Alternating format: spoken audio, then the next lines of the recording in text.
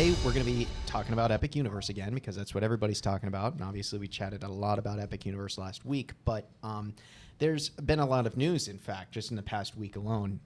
For starters, we have even more previews.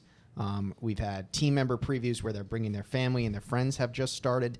Yeah. And then on top of that, Universal actually released the first images of inside of Epic Universe. Yeah. Official, real, obviously like 4K incredible photos. And everybody is talking about these photos because Universal is delivering on the concept art. If you compare the photos... I've seen some of this. Yeah. Sorry to interrupt you. No, it's crazy. If you see the photos that Universal released of Dark Universe, and then you see the concept art of Dark Universe... It's pretty spot on. It's astounding. Like, it is. I cannot believe, like, this is the kind of stuff that makes people want to get into like Imagineering and get into this career path, because just a massive, massive shout out to every single person on the Universal team that is delivering this, because people get especially in the theme park industry, people get really upset when like the attraction or the queue or the ride doesn't match the concept art. Because the concept art is awesome because you get this idea, you get excited, you know? Right. So you get all pumped up about what it's going to look like. And when it doesn't look like that, people get mad. So yeah, no doubt. You don't have to worry about this. No doubt. No doubt. And not to correct you, by the way, just in terms of us going back and forth, but I think you said Imagineering, but it would be Universal Creative, right, for them? Correct. So just giving credit where credit's due there. But yes, I could not agree more, man. Holy smokes. I was looking at those like side by sides. I was like, dude, it's pretty rare that you get like that amount of like spot on creativity, you know, and this happens in every industry, right? You make a concept art and then it never actually really looks like that. But I was looking at the side by side, like, holy smokes, they nailed it. I know. And what's crazy too is that we just mentioned Dark Universe, but I'm talking about all of them. Like the concept art for Isle of Berk compared to that photo they released. Yeah. Literally identical. Yeah. And you're seeing the Isle of Berk actually come to life. And everybody who watches those movies is going to be so excited for this land. I'm a huge How to Train Your Dragon fan, so I'm stoked for this land. And just seeing that, like seeing the actual side-by-sides, it just takes your breath away because you get so excited that you can actually go there. It's like every child's dream, every person's dream who grows up a fan of something, seeing these things come to life. I mean, that's what theme parks are all about. Oh, 100%. And what's even cooler is you get to go in a couple weeks, right? A couple weeks, yeah. So that reminds me, we'll definitely doing a podcast about that. Yeah, that's what I was going to say too. And probably you'll. I think you were talking about doing like a live stream afterwards if you can. I imagine you can, right? That's not frowned so upon. You can. So essentially, how the previews have been working with Epic Universe is people who have been going, even with the team members. Like right now, it just opened up for like team members to bring family and friends. You can't take photos and videos when you're there. Nothing. Okay. Obviously, you'll get the photos delivered to you that you like do through the Universal photo spots and stuff like that. That's cool. I've been seeing people post those. That's fun. But no, you can't post any videos or photos. So what I was thinking, what I'll do, we'll do a podcast based on my reactions of seeing it all. I'm actually going March 29th and March 30th. Oh, it's exciting, dude. 2 different preview days that weekend with 2 different friend groups. Awesome. Which I'm stoked about. I'm very grateful for them inviting me and allowing me to go with them. But just excited. And yeah, I will be also doing like a live stream Q&A, basically where I'm just going to sit down for like an hour or 2 and just let people ask questions about Epic Universe, and I'll answer all of them. Yeah, that sounds awesome, man. No, I can't wait for you to do that. And maybe even if your friends, you know, if they want, it'd be cool if you had them on the live. You know, maybe even to give everybody's take rather than maybe just ours sometimes. That could be a cool moment. People got to be sick of hearing just us all the time, honestly. So, no, but yeah, just going back to our point, I guess I'm just so amazed and I'm so astounded that Universal's creative team has delivered on all fronts, at least from a visual perspective. Now, we still got to go.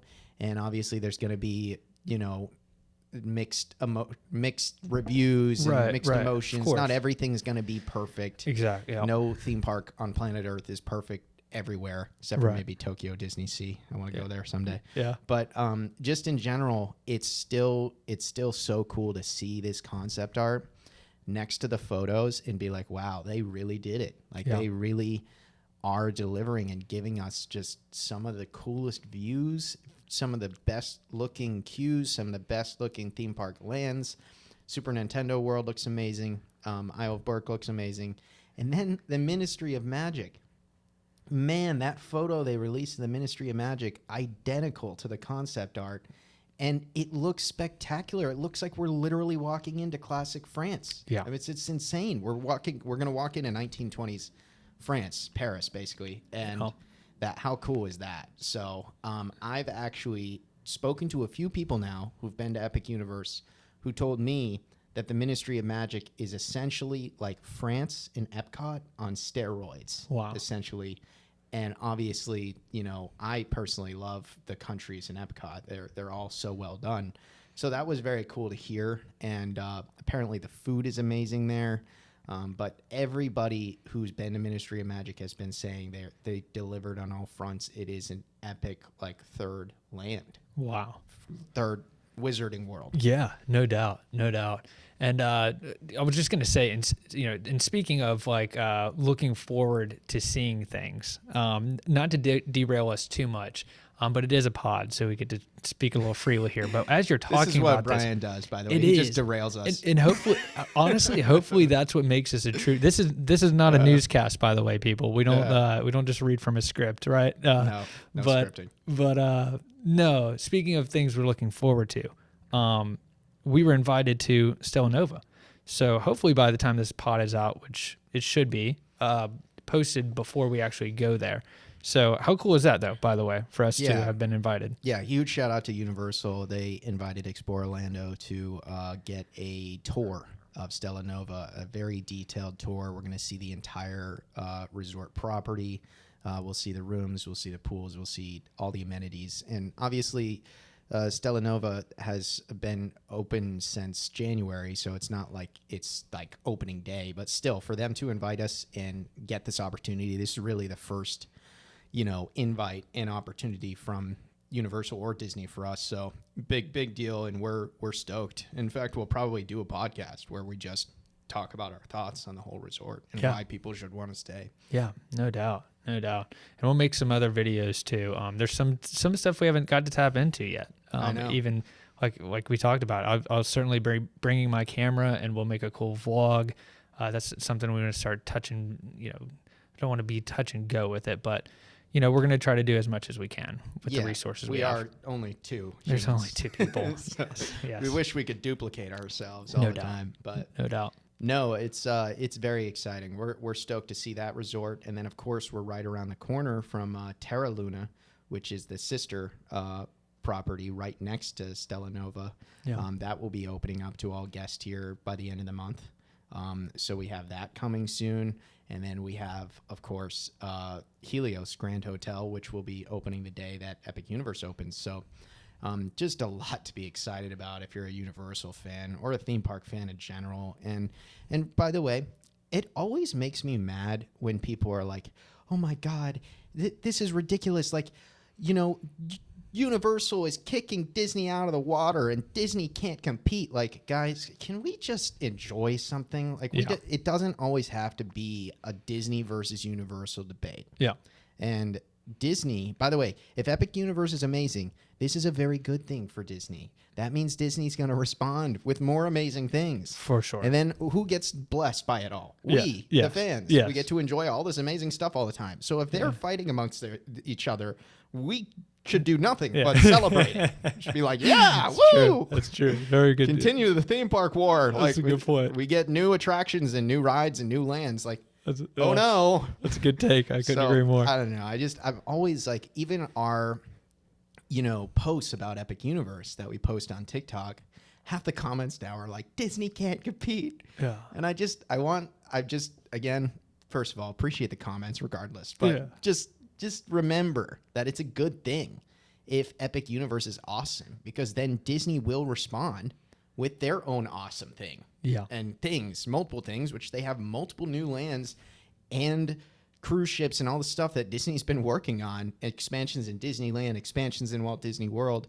new resorts. So we're going to be blessed with a lot of amazing things. Like the next 4 to 5 year window essentially is going to be the best time period ever to be a theme park fan, in my opinion. I totally agree.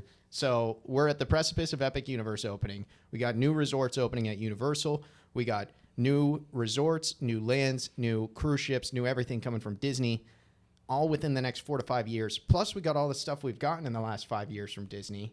I mean, and Universal with Velocicoaster and Hagrid's and all these amazing things that they've come out with. So just a blessed time period to be alive. Honestly. No doubt. Dude, I think that was perfect. That was a great take. I couldn't agree more. And there is that competitive edge to your point. Like that's a really great thing, because I don't think, and we mentioned it in the pod before, but I just don't know that there's been this age of again, we don't want to say the theme park wars, but that excitement of wanting to build, that's kind of been, they've just been like upgrading pieces of the park for the most part, or adding new things to the park, not really building out. Yeah. Right. And that's happening. And again, you couldn't have said it better. It's great for everybody. It's great for them at a competitive edge. Obviously they're going to grow. They're going to bring more tourism. They're going to, they're going to bring more people to their parks. And at the same time, we get to enjoy it. So. No, I love it. I think it's kind of like in sports, people say when the Red Sox and the Yankees are having a heated rivalry, it's good for the sport of baseball in general, because more people are tuning in from all sides of the sports, world, or the Lakers and the Celtics in basketball, or whatever rivalry you can think of, like, or big stars that come out. Like, I just view it in terms of the theme park world. Epic Universe being awesome and the resorts being awesome, all of this is a huge win for Orlando tourism, for the theme park industry, and it's a huge win for Disney too. I know people might not see it that way right now. People are like, oh, well, Disney can't compete. Like, yes, they can, and they will respond, and we will eat all that up too. For sure. We'll be happy to see the Disney response. How could you not? That's the beauty of it. And also, you're allowed to like Universal and Disney. Yeah. Okay. Like the problem is you got so many people out here who are like, I'm only Universal, no Disney, or I'm a Disney fan, I won't even go to Universal. I have friends who literally have been to Disney hundreds and hundreds of times, never step one foot inside of Universal, and they won't do it. Really? Yeah. They're like, no, I'm just too proud at this point. Wow. That's a thing. I'm like, you're missing out on a lot of cool stuff over here. Yeah. Like, you can enjoy multiple things at once. That's what I'm saying. Yeah, no, I couldn't agree more. And that's how we are. And I hope that they do open up in that sense. But that is pretty fascinating. Like you're so subscribed to just this that there's no chance you're gonna test the waters on anything else. Yeah. But I couldn't agree more, especially now with Epic Universe. I'd be very surprised they don't step a foot into that park. Yeah. Would be pretty incredible. Like, come on. You want to, you want to go. First, you don't want to admit it, but who the heck doesn't want to go to Epic Universe? But no, it's all just such exciting news going on. And, again, just to really head back again, huge shout out to the Universal creative team on delivering, at least on all fronts so far. The early reviews on Epic Universe have been nothing but spectacular. Almost everybody's been loving it. And then people are just obsessed with, again, the concept art and how literally accurate it all looks. It's a beautiful theme park. And the coolest thing about all this is that did you know this? There's 2 expansion pads already planned out basically at Epic Universe. Really? I didn't know that. So essentially they can build more lands at Epic Universe. And the president of Universal Orlando, she's already come out and said, yeah, we're already planning the next thing at Epic Universe. Wow. Now I think I remember you telling me this, but wow, that's incredible. Yeah. Like, so they have more space over at the Epic Universe area then I think people realize like there's going to be more lands and more rides coming to Epic Universe in the next few years, maybe, because they build fast. So yeah, gosh. And once again, it's going to be a general theme on these pods, right? Especially we're talking about it. But again, you got to give the credit where credit's due. That proactive thinking, they're not just thinking about this park. They're thinking of so far into the future. And I just love that. That excites me. It really does. Because that's really hard to do, you know? Honestly, this sounds crazy, but I wouldn't be surprised if eventually we got a 4th Universal theme park in Orlando. By the way, I know people try to refer to Volcano Bay as a theme park. It's a water park, guys. Just relax. Yeah. But still, I'm just saying there's land over there. They could build a second park that's almost a sister park to Epic Universe, the same way Islands of Adventure in Universal Studios is. Yeah. But between the craze for Wicked and, you know, the demands for all these different lands, Zelda, and more Nintendo stuff, like they have the land over there. And I really am interested to see what the next thing they do after Epic Universe. And absolutely. And it'll be interesting too, like, because we even think of like the IPs they have now. You know, I'd like to believe that, you know, they're constantly, you know, wanting to create new characters as well. You know what I'm saying? It's not even just planned out characters that we already have. Hopefully they're looking to make new characters, you know, next 5-10 years, whatever movie it may be. Yeah. You know, you'd imagine they kind of have that in production, and then hopefully if it lands well and people really like the movie or whatever it may be, then they integrate it into the parks. Personally, all right, again, maybe I'm just putting my nostalgia glasses on, and maybe I'm just a big fan, but I know, in my opinion, I think Universal should open up a Hill Valley and just have a Back to the Future themed land. Yeah. And I'm aware that people are like, oh, well, the movie came out in 85. It's 40 years old. Okay, whatever. I don't care.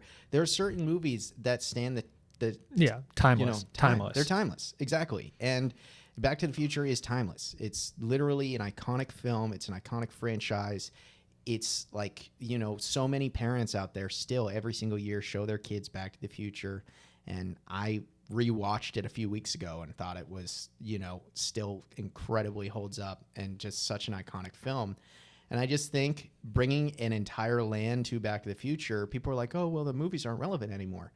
You know what would probably make the movies relevant again? If you built a theme park land. Yeah. You know? So people don't think of it that way. They're like, oh, well, it's not relevant anymore. Well, let's make it relevant again. Yeah. Let's do it. Yeah. I mean, either that, or I think there's a lot, and I know we've actually discussed this idea before, of like an 80s themed, or just like classic Universal Properties land, basically. Right. That would be so sick. I imagine, again, if they brought Jaws, I know, again, this is coming from a point of pure nostalgia and, again, loving the appreciation of those movies.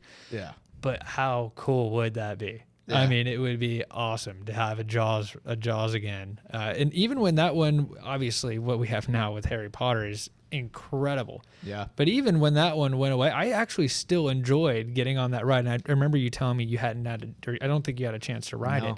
It was a cool experience. I mean, the idea of like you're on a boat going through, you know, and seeing Jaws. I mean, it was, even when it was in its later years before they, you know, got rid of it, it was still something I really enjoyed to ride, you know? Yeah. And if they made a modern version of that, it would be amazing. It would be so cool. I would love a Jaws attraction. I think it's a no-brainer.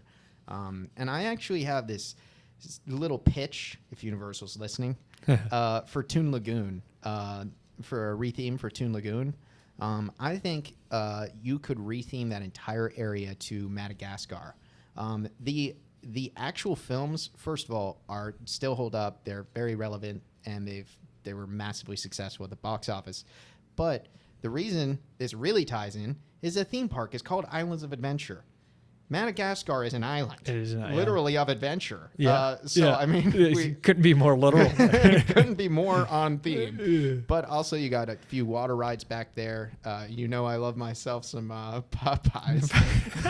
So, for those of you, we laugh. I want to give context. I would imagine most people watching this are watching the live stream.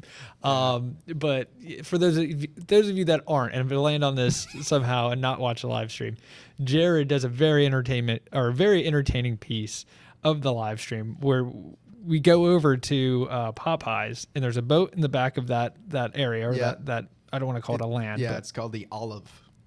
Is that what it's called? Yeah. And there's a boat, and a boat that you can walk up into, and on the top of the boat is water guns. Yeah. And those water guns allow you to shoot people with the water that are on the ride.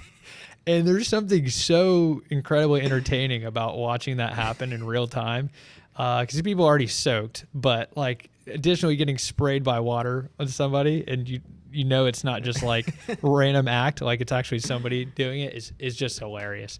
And again, I don't want to get too niche here where it confuses people, but the idea of calling that a Cinegun was the funniest thing ever. Oh, yeah. It's objectively a funny bit. And if you guys ever watch the TikTok lives, I'm sure you know what I'm talking about, but you gotta enjoy just the water gun sections of those live streams. Yeah. And if you guys ever go to Islands of Adventure, go ahead, go enjoy those water guns. They're fun and they're free, which is always fun because the water guns over by Dudley Do Right, they cost $1.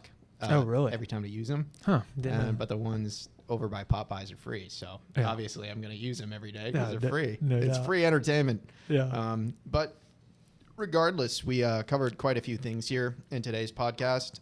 Really just wanted to have a conversation, especially about, the photos being released and how exciting that is. And the previews are now underway. The reviews have been phenomenal. By the way, I'm seeing a lot of people are calling Stardust Racers like legit full-blown on par with Velocicoaster. Wow. So I cannot wait for that. That's amazing. That's probably my number one. Like I cannot wait for that. Yeah. If Stardust Racers really is that good, if it's neck and neck with Velocicoaster, like, man, just the coaster lineup that Universal Orlando is going to have for coaster fans is going to be very elite. Yeah. I mean, you're going to have several like S-tier A-list coasters for people that they're going to want to ride. So, I mean, pretty cool.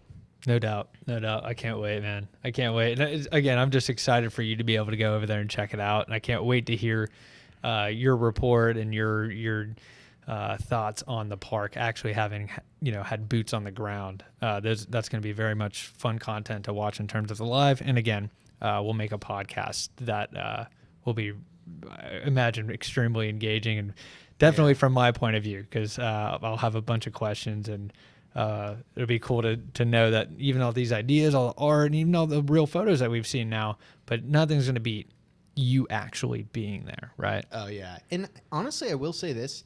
It's actually very cool that Universal has this rule right now where there's no photos and videos. I am actually excited for that because every time I go to a theme park, I'm just filming content because obviously this is our career. But being able to just be there and be in the moment for my first time at that park, like I'm not even going to look at my phone all day. I'm just going to be there, be in the moment. And I think that's going to be a really spectacular way of seeing it for the first time. So I'm not distracted. And I've actually seen multiple people tweet that out. They're like, oh, it was so wonderful. You look around and you see so many people actually living in the moment. Yeah. They're not like even looking at their phone. Yeah, 100%. Which is so rare today. It really is. And I know we're wrapping up on time here, but I was actually concerned about that. I was like, I don't want Jared's first time that he goes to have to be like live streaming because you're going to want to. But your actual first paid go, you might be able to do that, because you've already experienced it a couple times. So, no, I think there's definitely something to that. And I wish there was. And that might even push me to like not my first time, just not be doing anything. Really embrace and enjoy the experience. 100%. Well, thank you so much for tuning in today, guys. Another great podcast. If you're interested in seeing more of our content, obviously, do subscribe. We do these podcasts weekly, and we got lots of other fun content on the YouTube. Go check out our TikTok live streams. We're live from the Orlando theme parks 5 days a week now, Monday through Friday. So go check those out. Follow us across social media. And of course, if you need help planning or booking your vacation, consider booking through Explore Orlando. We'd love to help you out and get you booked at zero additional cost. We can book your trip. So thank you guys so much, and we will see you on the next episode.